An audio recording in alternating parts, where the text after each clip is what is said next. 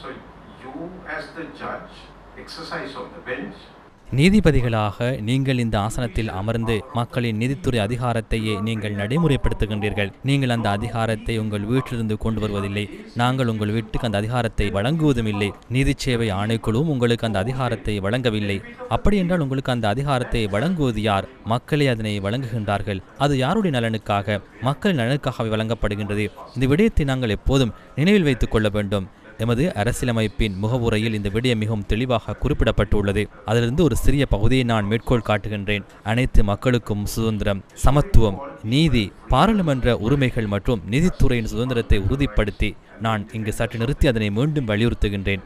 நீதித்துறையின் சுதந்திரம் என்பது இலங்கையின் எதிர்கால சந்ததியினதும் அதே போன்று நீதிமிக்க மற்றும் சுதந்திரமான சமூகம் ஒன்று உருவாக்குவதற்கான அர்ப்பணிப்புடன் செயற்படும் உலக மக்கள் அனைவரதும் கௌரவத்தையும் நல்வாழையும் பாதுகாக்கும் ஒரு உரிமையாகும். அப்படி என்றால் இந்த நீதித்துறையின் சுதந்திரம் எங்கிருந்து கிடைக்கின்றது? மக்களிடமிருந்தே கிடைக்கின்றது.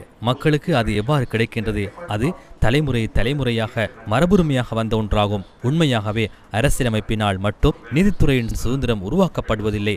அரசியலமைப்பானது அதனை பாதுகாப்பதற்கும் உயர்த்தி பிடிப்பதற்கும் மற்றும் நிலைநிறுத்துவதற்கும் தேவையான கட்டமைப்பை மட்டுமே வகுக்கின்றது. ஆனால் அந்த சக்தி எமது வரலாற்றில் இருந்தும் தலைமுறையாக தொடரும் பாரம்பரியத்திலிருந்தும் தான் வருகின்றது. எனவே நீதித்துறையின் சுதந்திரமும் மக்களுக்கே சொந்தமானதாகும். சிலர் நினைக்கின்றார்கள், நான் ஒரு நீதிபதி, நான் சுதந்திரமானவன், எனக்கு தேவையான எதனையும் செய்ய முடியும் என்று. இல்லை, அது அவ்வாறு அல்ல. வெளியிலிருந்து பார்ப்பவர்களுக்கு உங்கள் கடமை மிகவும் எளிதான ஒன்றாக தோன்றலாம். இதோ விவரங்கள் உள்ளன, நீதிபதி இதனை பார்த்து தீர்ப்பு வழங்குவார் என்று அவர்கள் நினைக்கலாம். ஆனால் உண்மை நிலை அதுவல்ல. உங்கள் பொறுப்பு அதனை விடவும் பாரதூரமானது. மக்கள் இந்த நீதித்துறை கட்டமைப்பு மீது பாரிய நம்பிக்கையும் மரியாதையும் வைத்துள்ளார்கள். அவர்கள் அவ்வாறு நம்பிக்கை வைப்பது நீதித்துறையிடம் பெருமளவிலான பணம் அல்லது அதிகாரம் இருப்பதனால் அல்ல. தங்களது பிரச்சனைகளுக்கு நீதித்துறையிலிருந்து நியாயமான மற்றும் பக்கசார்பற்ற தீர்ப்பு கிடைக்கும் என்ற உணர்வும் வலுவான நம்பிக்கை அவர்களுக்கு இருப்பதே அதற்கான காரணமாகும். That their disputes would be adjudicated by the judiciary in a fair manner.